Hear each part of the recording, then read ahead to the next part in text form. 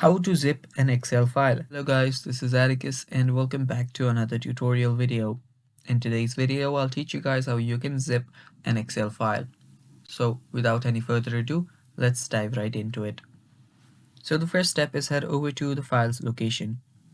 So open up the folder where you have the Excel file, and after you're there, so head over to the file location, and after you're there, simply select the file. After you select it, right click on it. After you right click on it, what you'll need to do is there you'll see a lot of different options. Simply head over to compress to. Now after you hover over compress to, you'll see different options. Now if you want to zip it, simply tap on the zip file. There are different other options as well. I'll just zip it. So zip file, and after you zip file, it'll just get ready. So simply choose the name. You can change the name if you want.